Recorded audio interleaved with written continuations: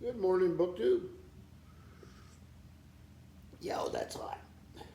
Um, Little chat from the library here. Those of you who've seen these before know that I get in early to the library to do paperwork, research, writing, whatever I have to do. Had 2 long days, 8 in the morning to 8:15 in the evening on Wednesday, and then last night was the trustees meeting, so it's about 8 in the morning to 9:30. So this morning, it's a little before 9. I got here at 8. I'll have a short day, and I'm doing NaNoWriMo, National Novel Writing Month, and right on track with the word count. I'm at 35,000 words now, so having great fun with that. I didn't quite expect to have so much fun with it. But usually in the morning when I come in and do all this stuff, I take the time to go through the various literary journals or newspapers or whatever you want to call them. And today will be no different, so I thought I'd share it with you. And they're each a little different than the other, and this was the most different of the three. This is the New York Times Book Review.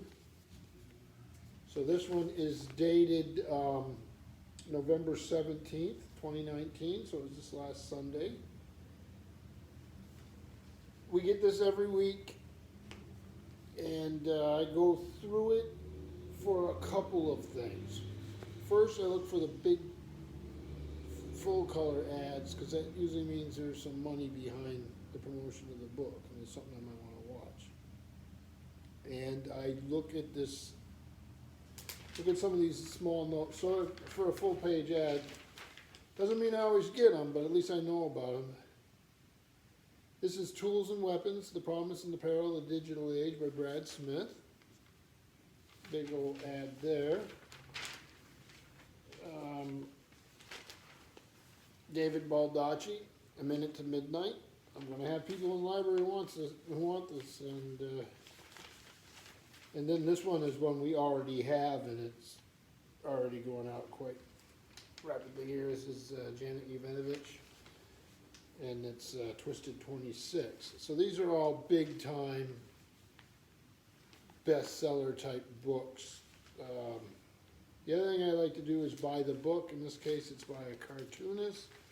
A lot of times they're by different types of authors, and I just get a kick out of their take on the world of books. And then you'll have the shorter reviews. So here's something on the cult of the literary sad woman. Usually fairly quick.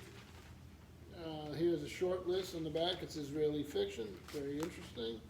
So I'll go through this in more detail. For the more popular stuff, and some stuff I just really have to have. The next one is something I can do a little more depth with, and this is the New York Review of Books. This is November 21st, 2019. A little more substantial construction. This has on the cover Zadie Smith, The Muse's Artist. Learning to Survive, Emily Roboteau on Climate, Race, and Resilience. Just all sorts of, here's Elizabeth Bruning on the Virgin Mary and Mary Magdalene. And Peter Galbraith on the Imperiled Syrian Kurds. So actually the Tim Flannery on Helpful Elephants. I thought I saw Steve do a mail haul with that book. So I'll work through these. They can be a mix of academic, they usually, which I don't get a lot of. Like there's Yale University Press big ad. They will do a lot more and more rounded coverage of nonfiction, I think. So I use that a lot to build our nonfiction collection. So here's another full page ad, University of Chicago Press. So Pierre Boulez music lessons I'd love to have for myself. but it probably would sit on the shelf here. I might be wrong, but it's, how much is it? About $40. So it'd be something I'd really have to consider before I purchase. But that catches my eye right off the bat, just because my own interest. But as a librarian, I can't just go with that.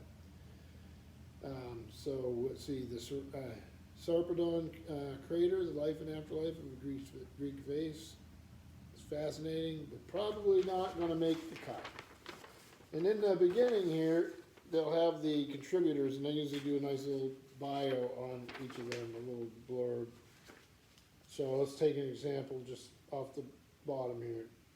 James Walton is a writer and broadcaster. He's the editor of the Favorite Book of Smoking and the author of the literary quiz books Who Killed Igo and Penguin Book Quiz from Very Hungry Caterpillar to Ulysses, which will be published in the U.S. in January. So what did he write? What article did he do? So James Walton, Live a Little by Howard Jacobson. So that's his review. So there's a big article on the defeat of General Mattis. N. Scott Momaday, the author. So they're promoting, PBS is promoting the American Masters with him. Award-winning titles from Columbia University Press. So you see it's different than the New York Times book review. The New York Review of Books is hitting a different demographic, I guess is how you'd say it. So let's see if we've got anything else here that might be of interest to anybody. We get they come out every couple weeks. So here's Jesus, Mary, and Mary. And that's by Elizabeth Brunig. Let's see who she is. So, but it is an opinion columnist for the Washington Post. Well, that's short and sweet, right? And then here's the part on the elephants. And that was Giants of the Monsoon Forest, Living and Working with Elephants by Jacob Shelf. And I really do think I saw that mail all of that with Steve Donahue. So it's a lot more likely to have university presses, and very interesting, maybe a few less purchases out of this, and yet the ones we get will be nonfiction, which has a much longer shelf life in most cases. If I did like just the Baldacci from the New York Times bestsellers, I mean, I wouldn't have shelf space. The guy's written, I don't know how many books. Excuse me. So this is the London Review of Books, more similar to the New York Review of Books than it is to the New York Times Book Review. And this one's volume 41, number 22, and it's 21 November 2019. And that's what it looks like. So we have on the cover Jonathan Perry, The Party Paradox, Me and Trist, California Burns, Patrick Cockburn, After al-Baghdadi, Tariq Ali, Richard Sorga's Fate, Jonathan Ray, Dear Wittgenstein, Tessa Hadley, Olive Kittredge Again, which is a book we picked up, and then something I'll be looking forward to reading is Colin Burrow on Harold Bloom, who just passed away. So, but this is the type of ad we have here. Here's a British Museum ad, Troy, Myth and Reality, and boy, wouldn't I like to see that. It's kind of traveling, I don't get to do much. And they also, on the review of books, they do the reviewer bios, and they tend to be hilarious. See, I don't even know if I can find one here.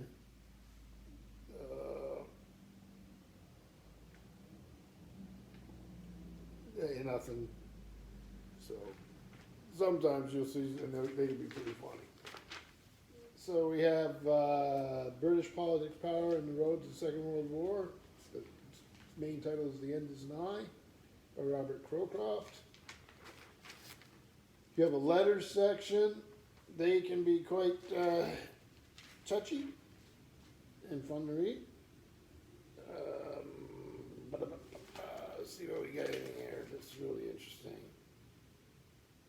Chaucer, A European Life by Marion Turner.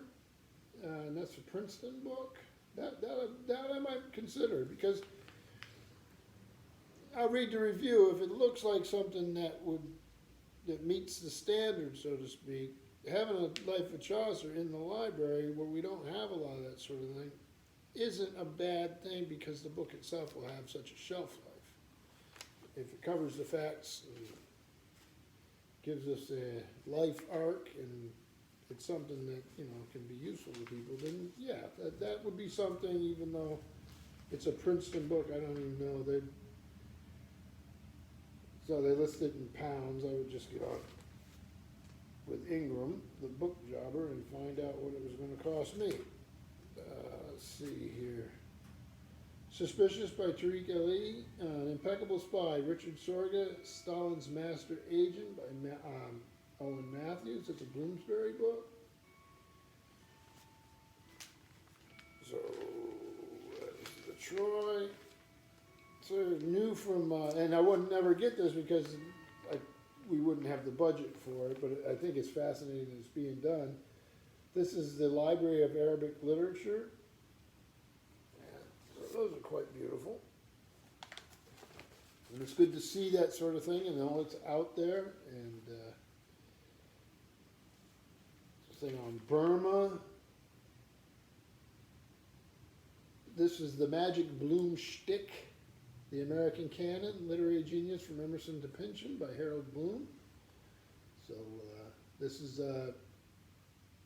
edited by David Michix, the Library of America.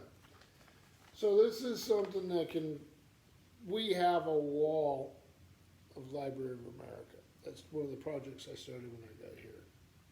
Just a lot of Library of America books. It's a focus, one of a few focuses we have as a library. So an article like this alerts me to the Library of America volumes and when they come out. And in this case, I'll read the review, but in either case, I will order the book. So that's good to know. Things at Tate Modern. And ad for Cheltenham Rare Books. That would be fun to go see. The children's magazine being touted here, one I'm not aware of, so that would be fun to read through. I would have to make sure it was available over here for subscription. We don't have a lot of magazine subscriptions just because they're so expensive for the library. But Neorealismo, The New Image in Italy, 1932 to 60, edited by Enrica Vagano. That would not, as fascinating as it is, we wouldn't really be in the markets for it. And then anything else? No, it does not look like much else. Then in the back, and this is true of the New York Review of Books also. I love looking at the sections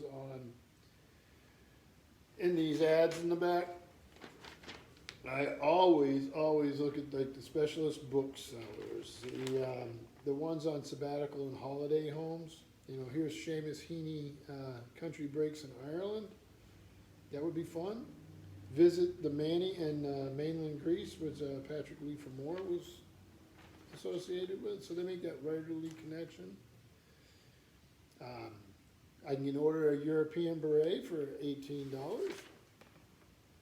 and I would look stunning. And so I also like to read the personals.